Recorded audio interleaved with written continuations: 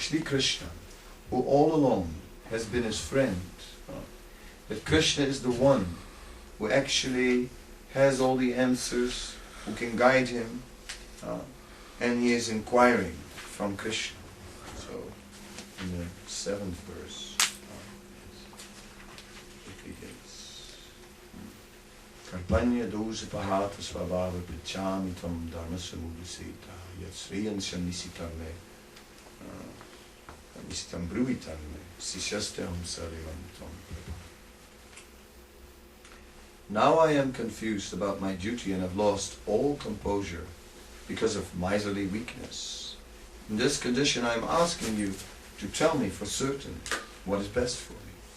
Now I am your disciple and a soul surrendered unto you. Please instruct me.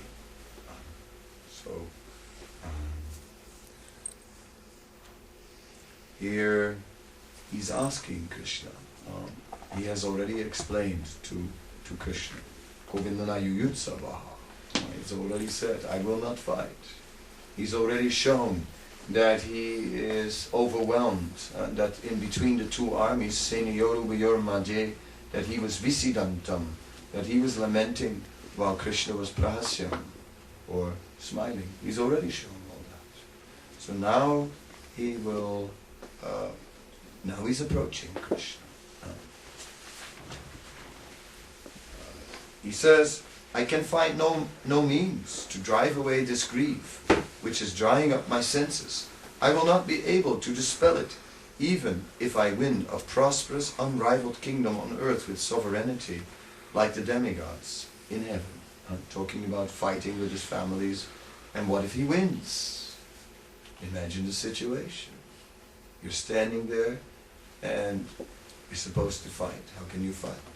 And you win, and then what? How can you enjoy the kingdom? He says, like, I cannot fight. How is this possible? But Krishna has a very different perspective. Krishna immediately is saying that asochan and vasochastram pragyavadam schavasase gatasuna gatasusya anusushan pandita. He's explaining the Supreme Personality of Godhead said, while speaking learned words, you are mourning for what is not worthy of grief. Those who are wise lament neither for the living nor the dead. So that is the transcendental perspective, beginning in the Bhagavad Gita, where it immediately we're looking at the eternal picture. Krishna immediately reminds Arjuna, don't look at this temporary situation, don't become all overwhelmed by the temporary, look at the eternal.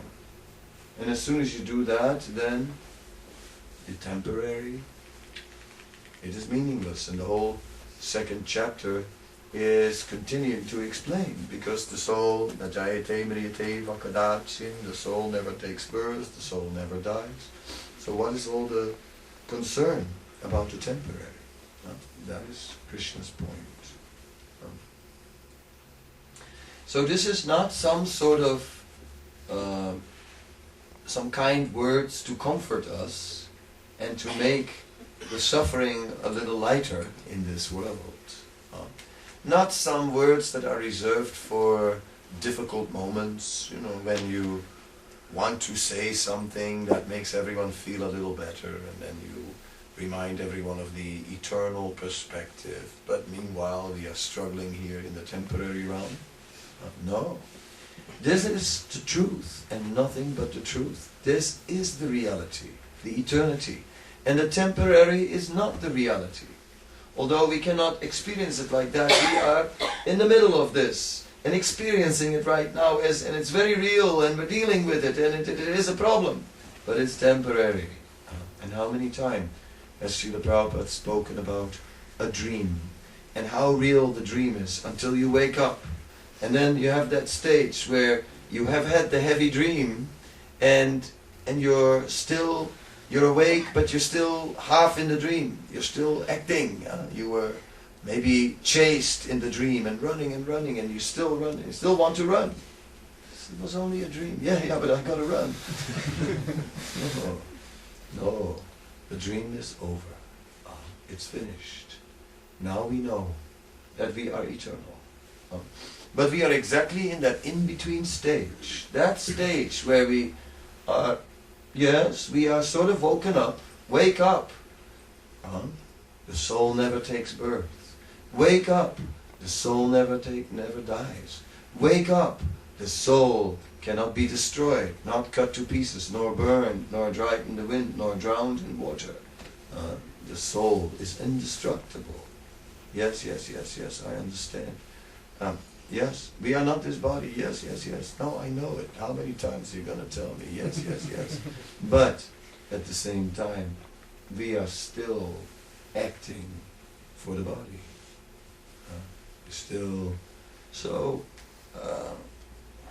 We are in the half-wake, half-dreaming stage, actually. That is where we are. Yes, how is it that the living being becomes covered in such a way? In the third chapter, this topic comes up.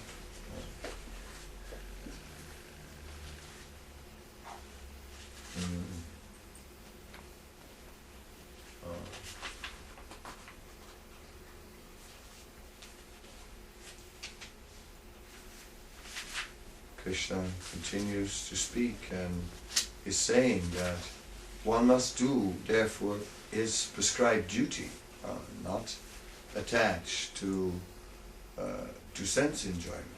He says, when you are attached to sense enjoyment,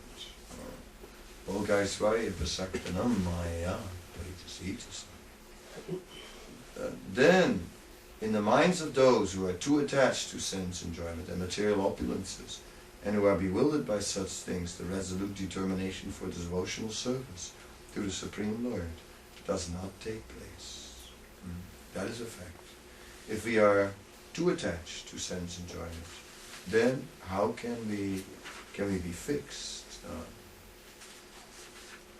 In this way, Krishna continues to remind Arjuna that maybe he is not yet completely on the transcendental platform, but he should at least do his duty. So that is for us. At least our prescribed duty must be performed. Then it is possible. Then Arjuna says, O Krishna, what are the symptoms of one whose consciousness is thus merged in transcendence? How does he speak? And what is his language? How does he sit? And how does he walk? Arjuna vacha stita prakyasya kabasam samadhistasya ki savam stitadi kim pravasheta kim asita vrajeta kim. So, the Supreme Personality of Godhead said, O Partha, when a man gives up all varieties of desire for sense gratification which arise from mental concoction, and when his mind, thus purified, finds satisfaction in the self alone, then he is said to be in pure transcendental consciousness. Sense gratification, it comes from mental concoction. What does it mean? It means that it's the idea. It's the idea that we are enjoying. If I were a rich man, then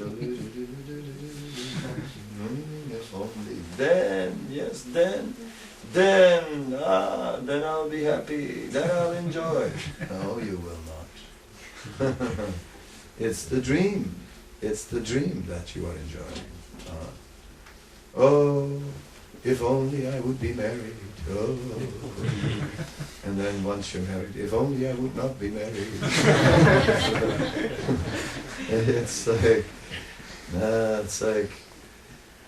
It's always the grass on the other side. That's that particular color that's a little greener than here. What to say? It's the nature of the illusory energy.